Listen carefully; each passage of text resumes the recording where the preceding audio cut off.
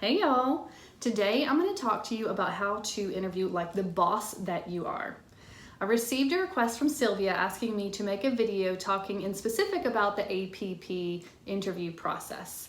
And I'm going to talk to you in this video about some general interview strategies. I'm going to focus a lot on how the RN and NP interview process varies because some of this insider information will help tailor your strategy and give you some more confidence. I'm also going to spend some time talking about how to interview if you have no experience as a nurse practitioner because I hear from many people that that is a barrier. Lastly, I'm going to talk to you about the questions that I think you should ask your interview that indicates to them that you know what you're doing and also genuinely gets you the answers that you need to find out if this is the right fit for you. If we haven't met yet, my name's Bree.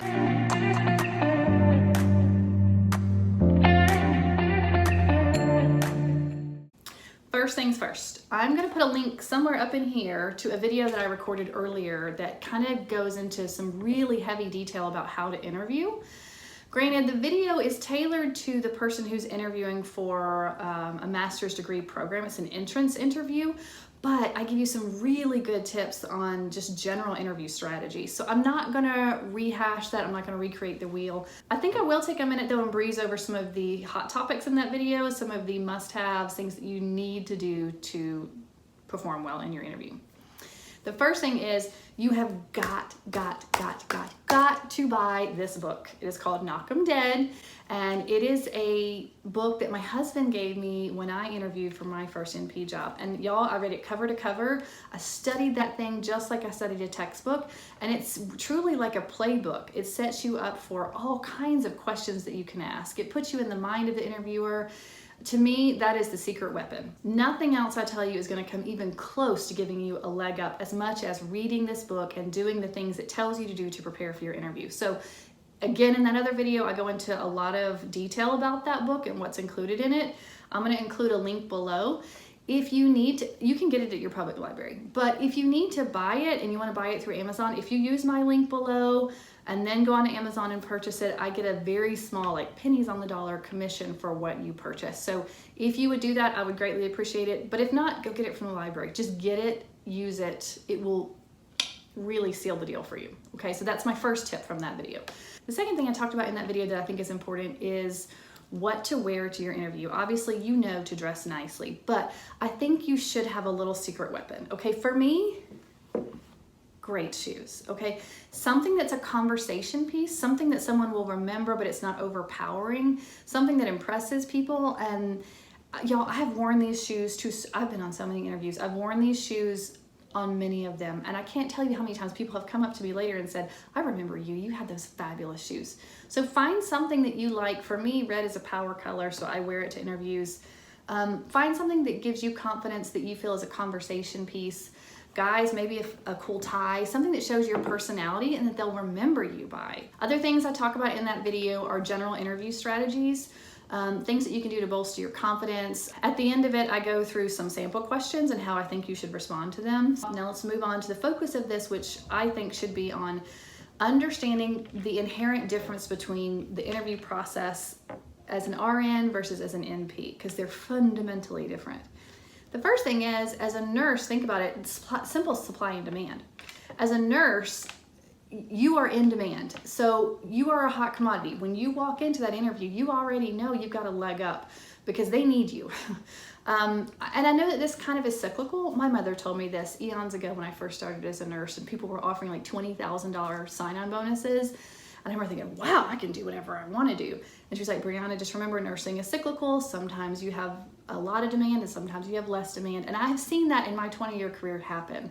But in general, it's pretty easy to find a job as a nurse. Most of the interviews that I did, I walked in, they looked at my resume, we talked for 2 minutes about my background, and then they spent the remainder of the interview selling themselves to me. Often involved a tour, hey, when can you start? You know, so you kind of already walk into it with a little bit of confidence, knowing that you've got a pretty darn good shot. As an NP, you guys know that's very different. And also, this is going to vary based on your niche, right? If you're an FNP, you have a lot more options available to you, and you are kind of more in demand, especially in rural areas. You can sort of walk into most of these jobs. You just have to sort of decide what you're willing to settle for price and some of the other perks per se. but it's a little bit, in my mind, a little bit less stressful because there are more options for you. Correct me if I'm wrong, FNPs. I'm obviously not an FNP, so I can't speak from experience, but based on what I see on the job leaderboards, you got more options. If you're in acute care or some other specialty, it's totally different. Very small niche, very small number of jobs, so there's a lot more competition. It feels different, it has different gravity, and you should therefore give it more weight. You should invest more time in preparing for it and understanding that there are multiple applicants for this job. Now, you should not let that create an astronomical amount of anxiety for you. It's just something to be aware of. You know, put your best foot forward. I think you all know this, and I don't have to tell you this. This is a competitive market, so treat it as such. Your NP interview is going to be very formal. It's often going to be a series of interviews. For example, both of the interviews that I went on, I had a recruiter phone interview first. It's like a 30-minute process. It's more of a vetting process for them to make sure that you have the proper qualifications, that you've gone to school, that you are in the process of board certifying, if not already. They just want to make sure that they're not wasting the time of their team, their physicians, if they bring you in person. So it's not going to be as in-depth as the real interview. But both of the jobs I did, they require that. I think many places do that. Then you're going to go in. One of the interviews that I went in, I had an itinerary. I mean, it was a half of a day. So be prepared. Most all of it is not sit down one-on-one questions, but realize the entire day or half day, it's all an interview, even the informal times. So like the recruiter showed me around the hospital. I got to have lunch. I got to sit down and have lunch in the lounge with some of the physicians. That's interview time too. Then I sat down and talked with a panel of them. I think there were like 6 people there. There was the director, several of the physicians who were on staff that day, several APPs. I think they even brought a student in. So there's a lot of people. No pressure, you know. The other job that I interviewed for, it was myself, the lead APP, and the APP who was going to be my colleague.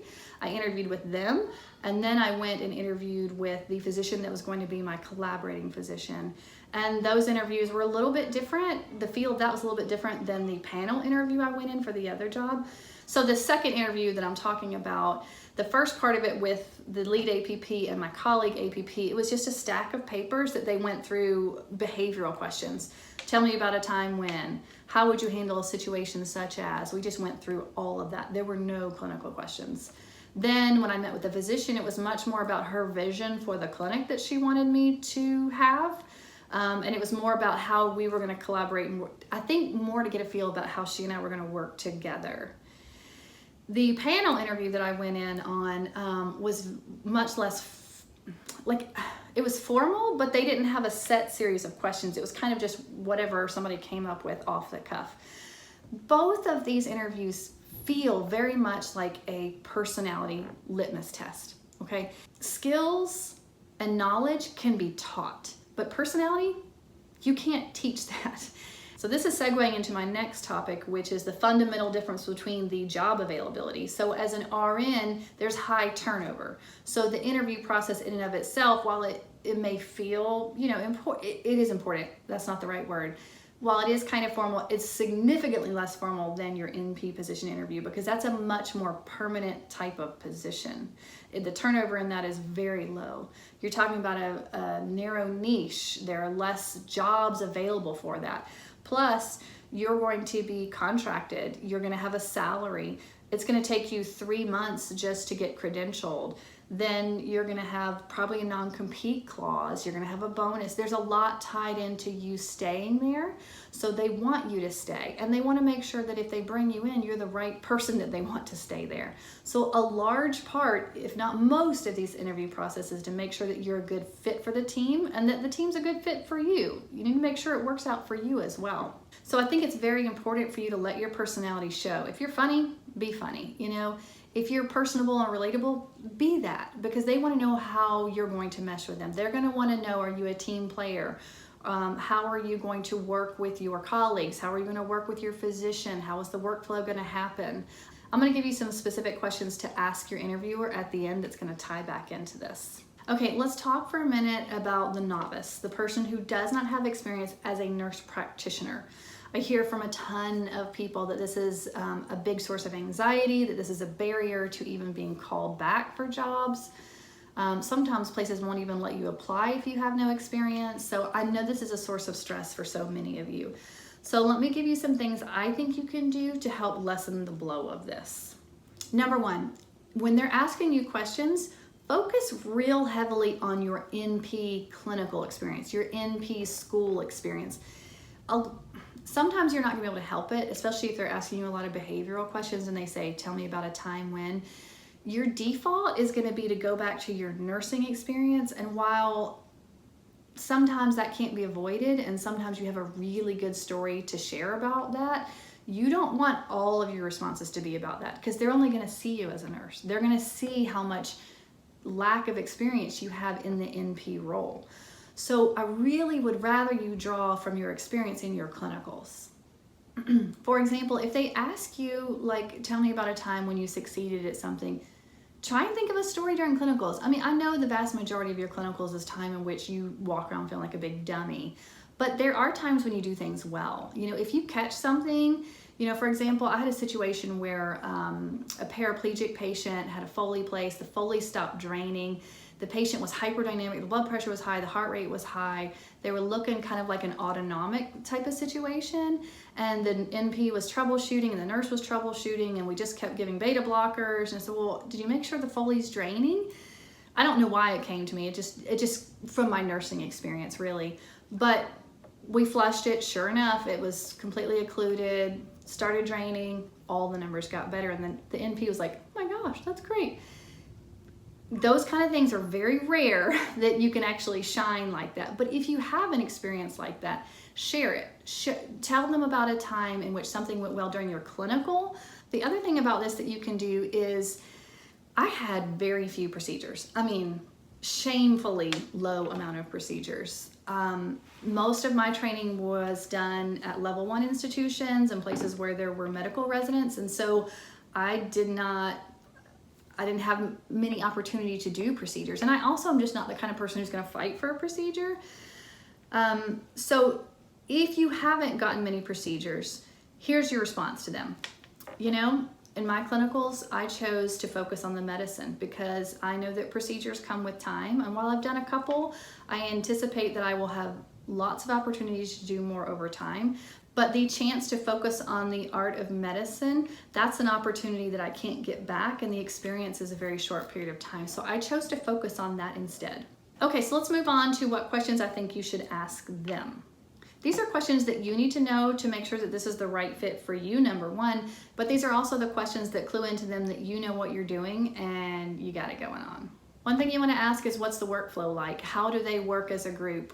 What's the team dynamic? What's the partnership going to be? If you're in an ICU, how do rounds happen? When do they happen? How long do they normally take? What's the expectation from me during rounds? Do I round on all the people, or do I just round on the patients you've assigned to me? And the patients that you've assigned to me, will you be signing my note, or will it be my collaborating physician signing my note? How many notes and patients am I expected to see per day? What's the autonomy level here? Am I practicing kind of on my own? How often do I need to check in and communicate with my provider? What's the expectation? Am I able to place my own orders, make my own diagnoses, or what level of ownership do I have in caring for the patient that is assigned to me? You're going to want to ask about your orientation, as in, how long of a time do you have for orientation? And is there something in place so that at the end of orientation, if you don't feel like you're ready, is there a process for extending that? You're going to want to ask them, what's the credentialing time frame?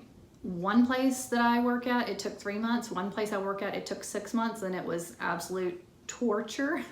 This helps you for planning when you're going to start your job and how long you're going to stay in the job that you're currently in. Ask them questions about how they practice as a group. What are they known for? What do they excel in? How do they collaborate with their consultants? As interviewers, they're not going to want to hear you talk about yourself the entire time. They're going to want you to ask them relevant questions. Post-interview, make sure that you send thank yous via email or handwritten, however you want to do so. I reached out to the recruiter and got the email addresses for everyone that I interviewed with and sent them a thank you that just said, thank you so much for allowing me to interview, blah, blah, blah, whatever. Nobody ever does that. I've only ever seen one person interview for my group that did that. I did that, and almost everyone responded, wow, sure, we loved interviewing you. Hope you'll come here and work for us. So that's all I got for you in this video, but I'm gonna put that link up here again. I do really want you to go watch that other video where I talk about the specifics. I'm gonna give you tips for how to boost your confidence. I'm gonna give you tips about what to do the day of the interview. I'm gonna give you tips about how to break down and read and study that book, Knock 'em Dead. Go get that book. And I'm gonna go through some sample questions and how I think you should respond to them. So go check it out. Good luck, you got this.